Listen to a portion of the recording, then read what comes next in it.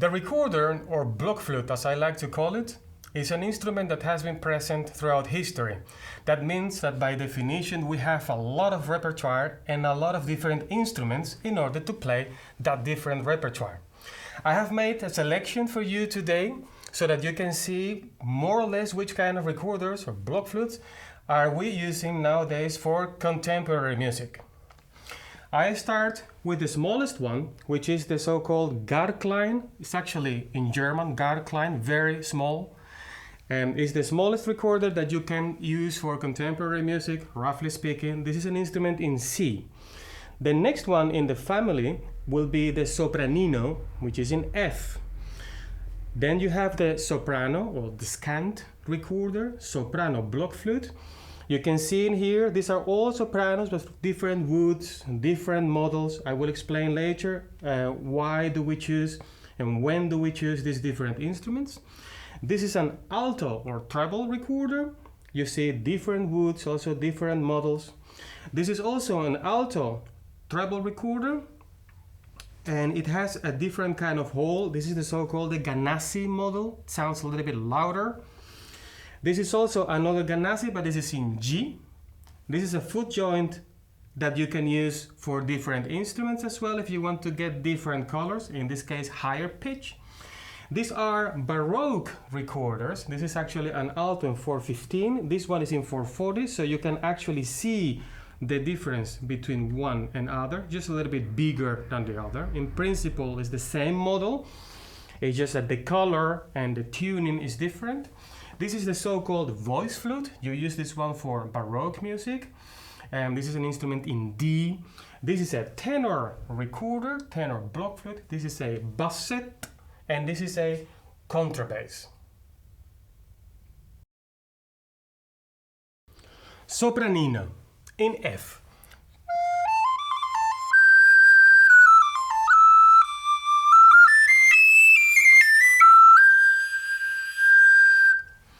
The same melody on a soprano in C. So I don't change the fingers, it's just the instrument itself is making the transposition.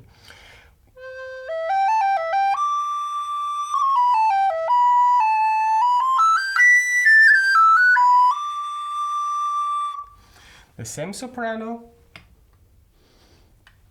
but with open holes, a Renaissance model.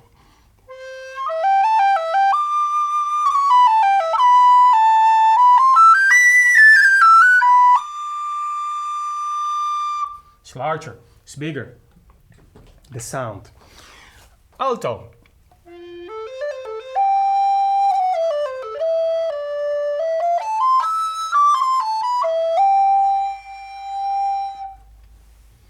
With an open bore.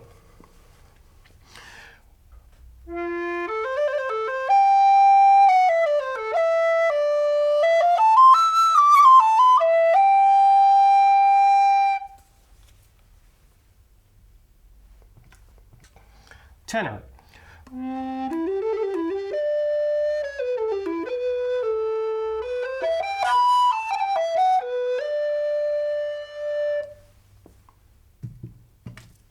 Bassette.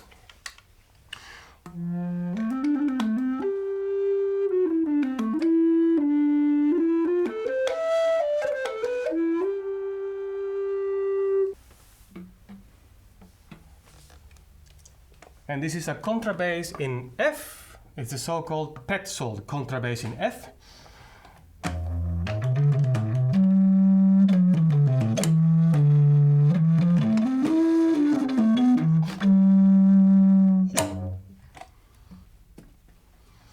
This instrument, the bassette, is precisely an octave higher than this one.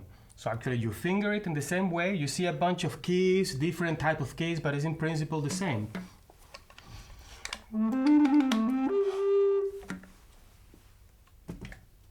The same trick. That means that the blockflute is a family of instruments, and the player, the performer, is able to play them all. The choice will be made by the composer, him or herself, deciding on range of course and color, but the player himself can decide very well which kind of instrument will fit the music in the best way. Vibrato. There are actually many different ways how to produce vibrato on block flutes. I'll guide you through the most used ones for either solo music or chamber music. The first type of vibrato is the standard way of vibrato, so you do it with the breath vibrato. You blow more, you blow less.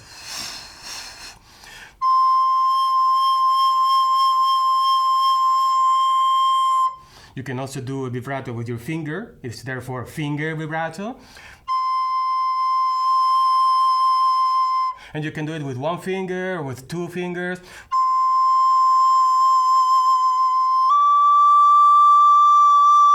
All kind of fingers, whatever you want, depends on the color you are looking for. If the composer would like to have this specific vibrato on the repertoire, it's advisable that he puts in the score finger vibrato. Then the player really knows that it's precisely about this kind of action. The finger vibrato can be in all kind of speeds and all kind of waves, so you can actually go pretty low,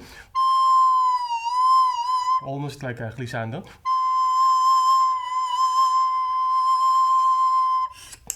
Then you have the tongue vibrato.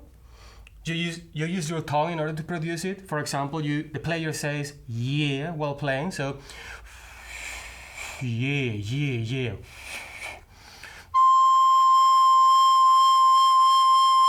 You can do it very abrupt, yeah, yeah, or very soft.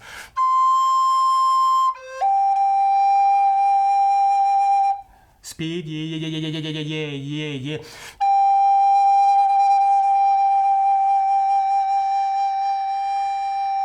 That is the tongue vibrato.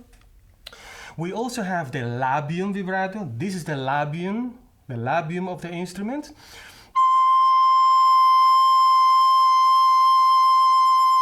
Again, different speeds and different waves.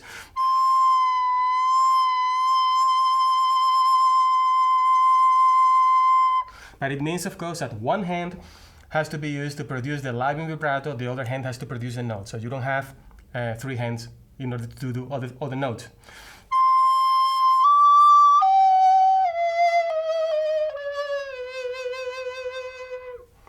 You also have the shake vibrato.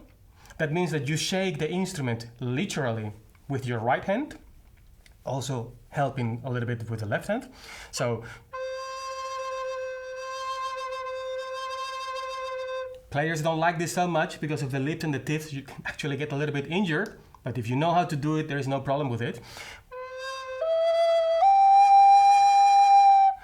You can shake the hand or the hands, but you can also shake your head.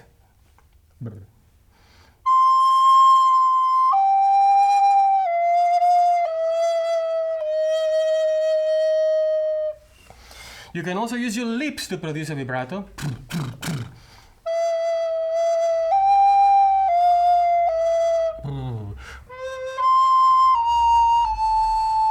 You can use it in melodies.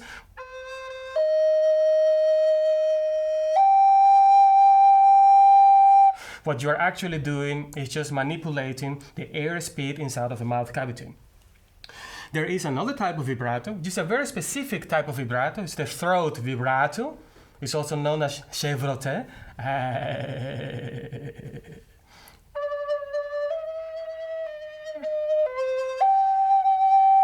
People can do this a little bit faster, a little bit slower. It depends on their native tongues and how much they have trained with this.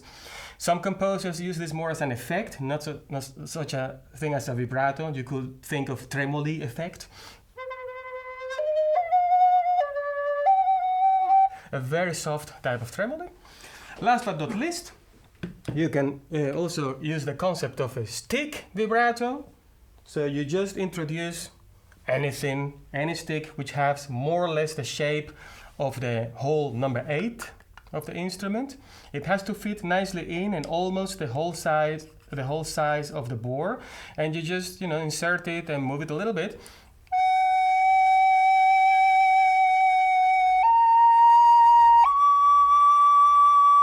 But you can also perfectly do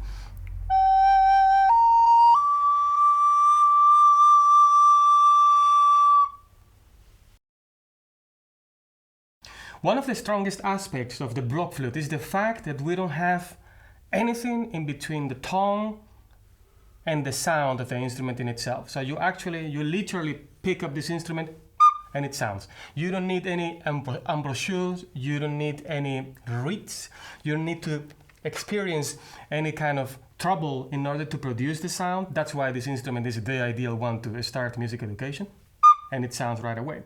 That means that whatever you do in your mouth, it will have a direct impact on the sound of the instrument.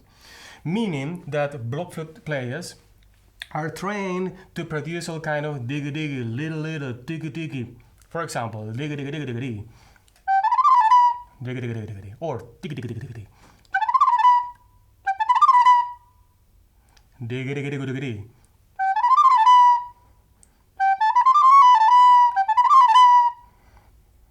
Little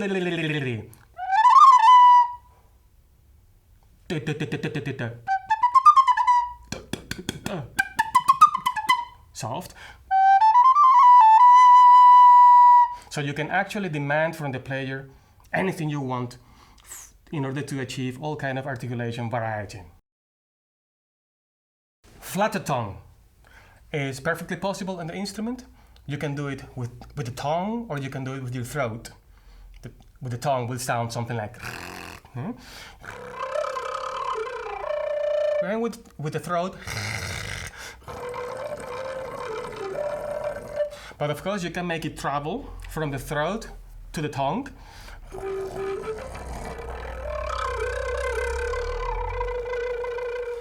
And you can change the intensity of the tongue. So you can do it nicely classical, clean, where you can hear the pitch. You can recognize the pitch.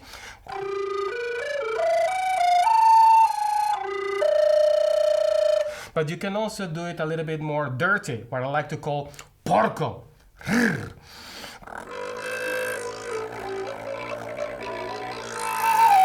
So you can increase the noise of the tongue that overrules the pitch, and then you can go back and forth.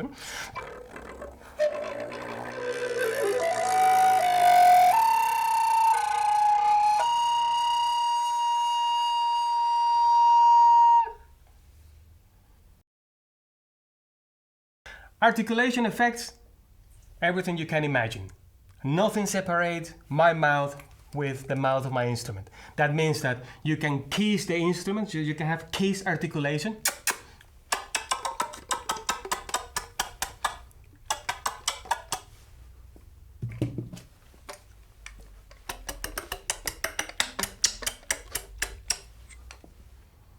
It's a bit of a brutal kiss, but it's still a kiss. Yep.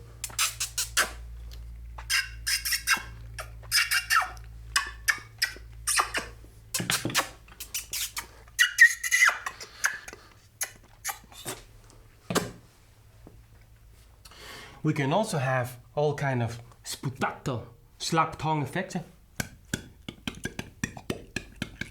Depending where you place the tongue, it will have a different impact on the instrument.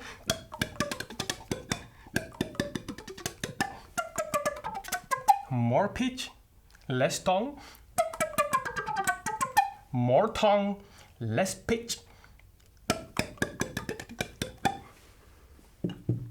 Almost no pitch. Gradually changing, playing a little bit with it.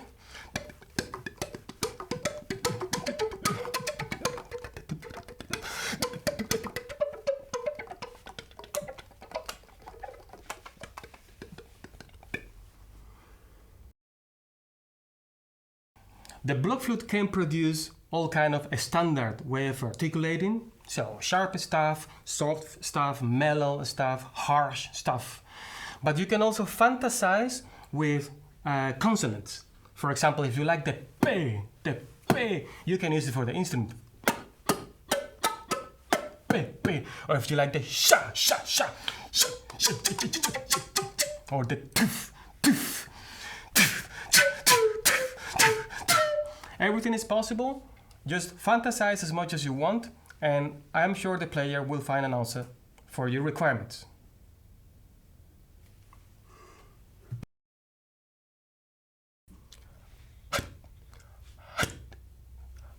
you close brutally the airstream.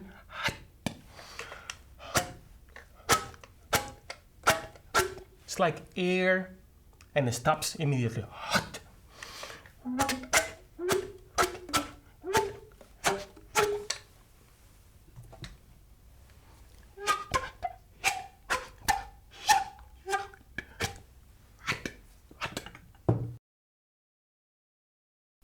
The dynamics on the blockflute is a fascinating chapter. Actually, our dynamic world is a little bit smaller compared to other instruments. What we basically do is work a lot with color. Having the fact that everything you do with your mouth in the air will have a direct impact on the sound has also its consequences. So if I blow more and I don't do anything with my hands, you will hear the pitch rise.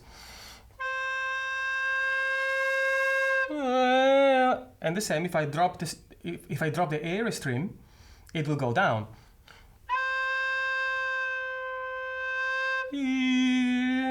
That means that in order to produce any kind of dynamic effect, you have to compensate with the fingers.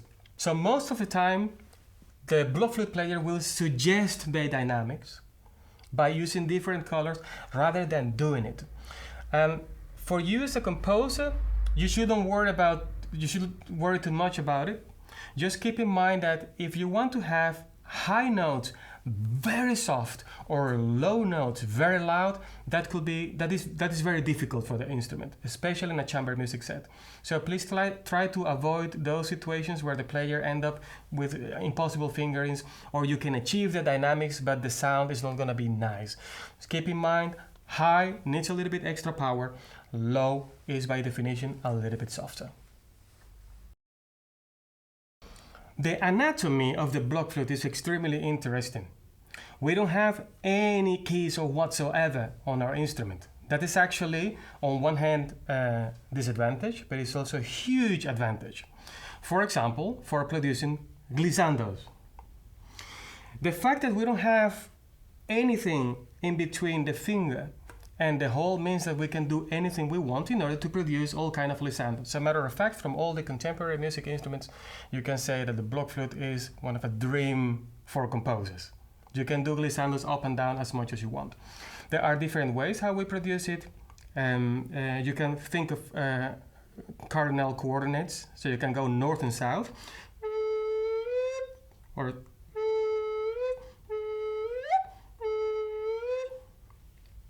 east, west, and everything in between.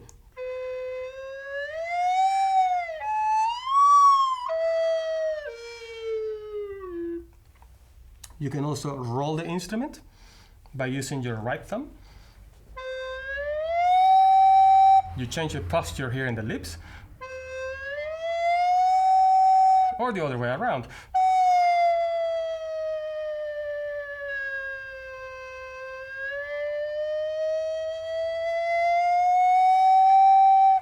You can lift the fingers, so you relax the fingers. Very slowly, it just goes up.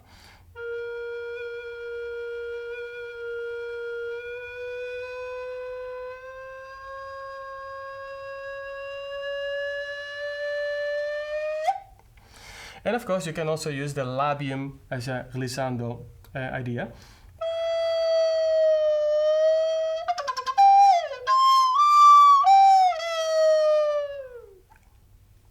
Glissando.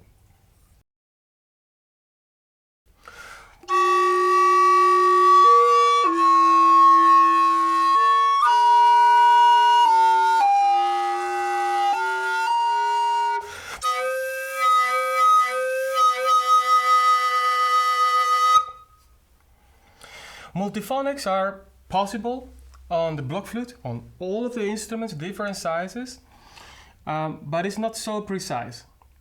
If you want to use multiphonics, just try to notate the note that you want to have at the bottom or at the top, and leave the player some flexibility to fill in the other notes. It's not advisable to write each one of the notes that you want, because you will actually do it on a certain instrument, or a player will tell you how to do it on that instrument, but that will be hardly applicable to other instruments. that has to deal with the nature of the blockflute.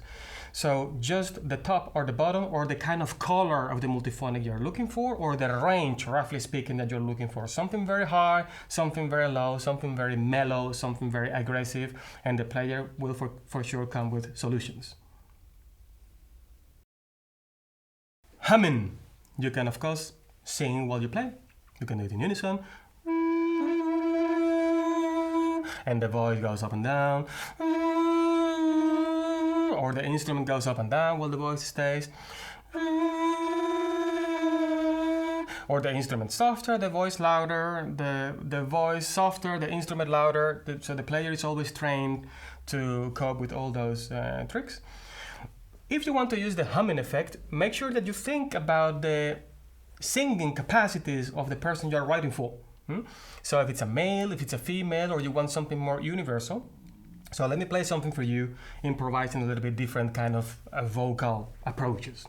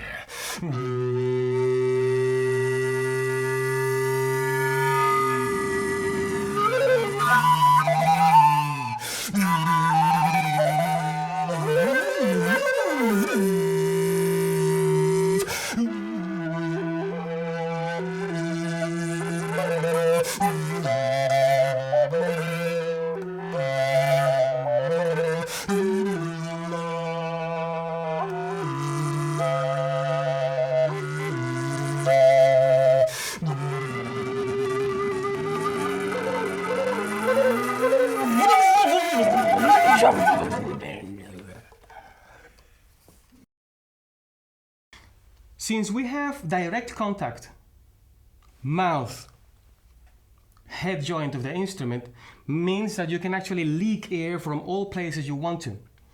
You can produce wind sounds, therefore, by leaking air through your right, for example, through your left, up, down, or and you can combine this while you play very easily. Of course, it will cost air, but the effect is really nice.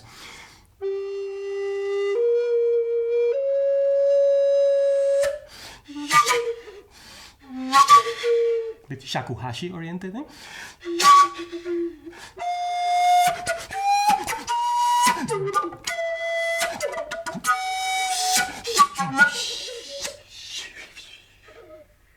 On all instruments is actually possible. You can of course play the instrument this way, but you can do all kind of other tricks, thinking of more percussive type of sounds. Eh?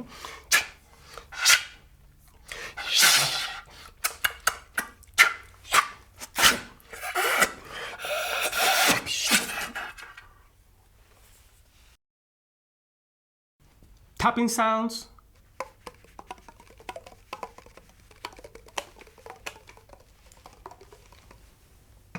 It works nicely on all instruments.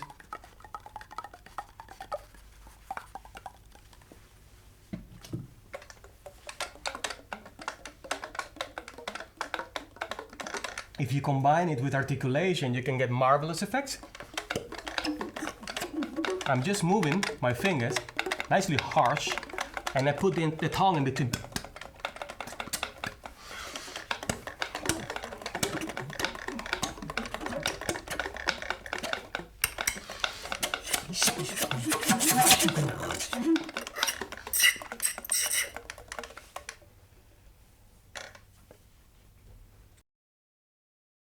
Several instruments at the same time is also perfectly possible. If you have a bigger instrument, you have to try to find a better balance. If they are bigger, you might need just to sit and and put and place the instruments a little bit on your legs, so you avoid accidents. Of course, you are only holding the instrument with each one of the hands. It can be in parallel motion, it can be in contrary motion. You can fantasize.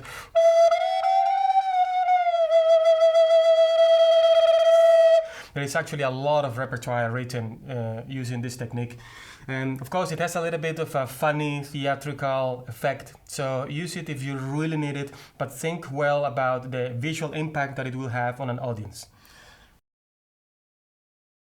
Bird sound, squeak.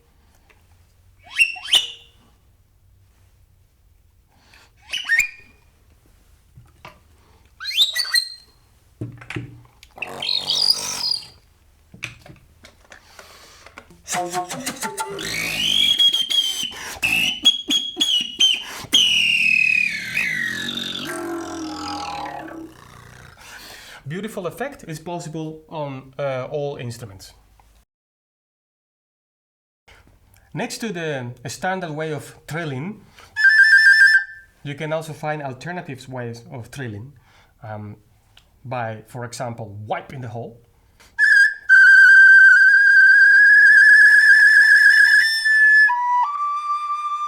You can use it as a brutal effect or just as a little tiny color thing. You can even use it for early music, by the way. It gives a very nice little effect. Circular breathing is perfectly possible on the blockflute. Just keep in mind that the instrument doesn't offer any resistance. So there are no reeds, there is no embouchure. So it means that we are dealing very much with this space in here, which is actually very big. Depending on the instrument, you will have it a little bit bigger or a little bit smaller. That means that the larger the instrument, by definition, the more difficult it will get. But it is possible.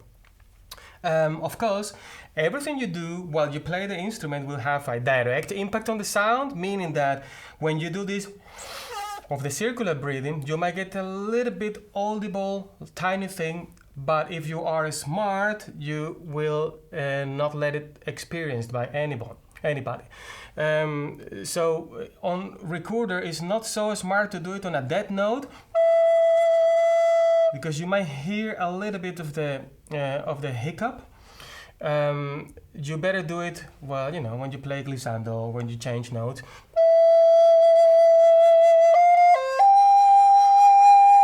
And you can't notice it at all. You can of course use it in fast passages and play forever.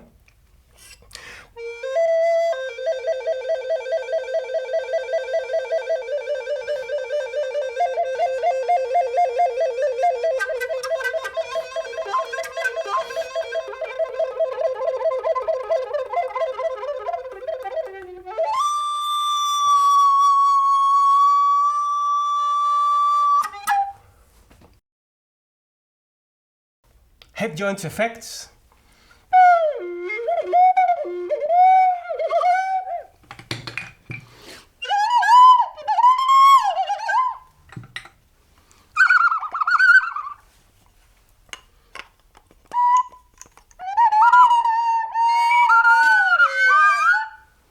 And well, if you have patience and if you have fun,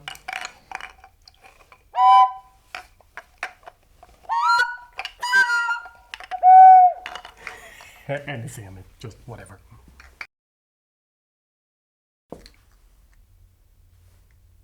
You can prepare your flute. And Cage did it long ago. You can just put any tape anywhere, yeah? So you can cut the air, change the tuning, make it visual. Nicely dirty.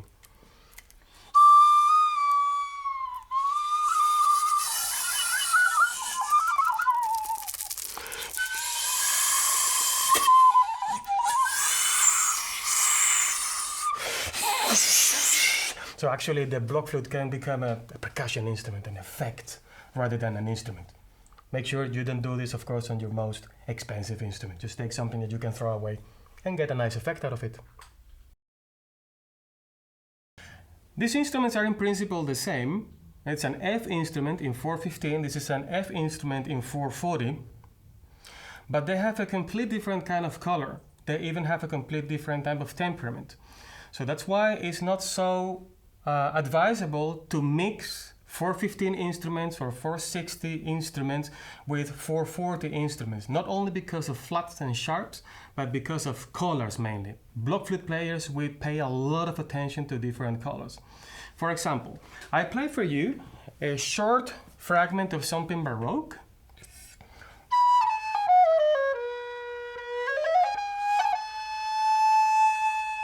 French Baroque, hold it there. I can actually imitate the same type of sound, the same type of aesthetics with this instrument being a 440 instrument.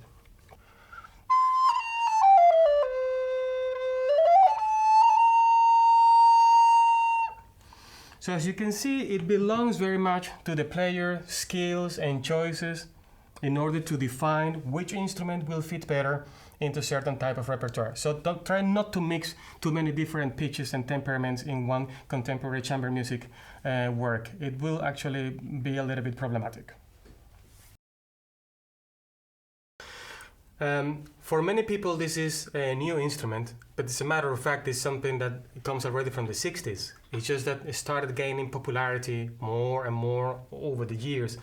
So especially in the 90s it started getting more popularity all around Europe.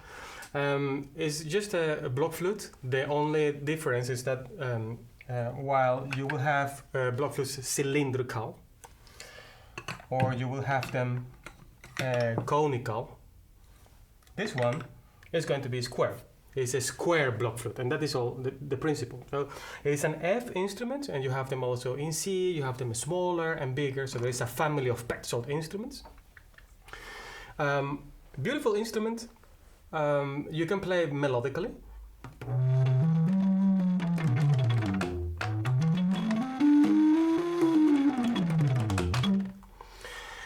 But the most attractive part of this instrument, in my opinion, is the percussive character that it can acquire if you adjust the articulation. For example, if I play a single melody,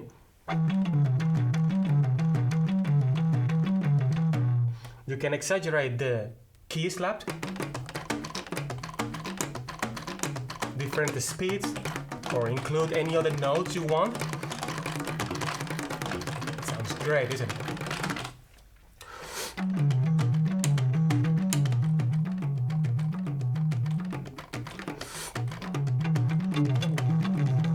And if you start putting some sharper articulation, kind of a slap tongue, well, you get a full party.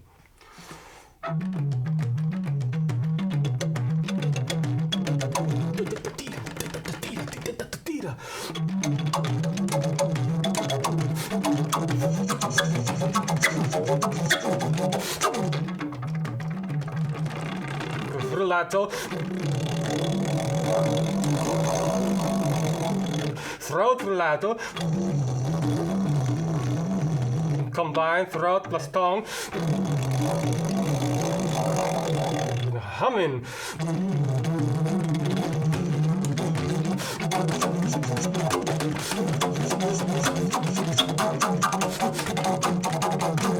Bird sounds.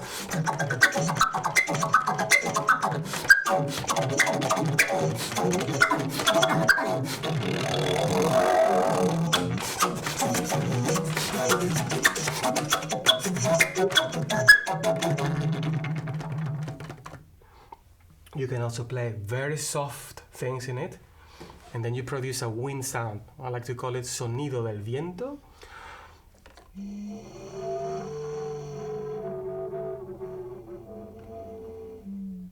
Add the sh to it.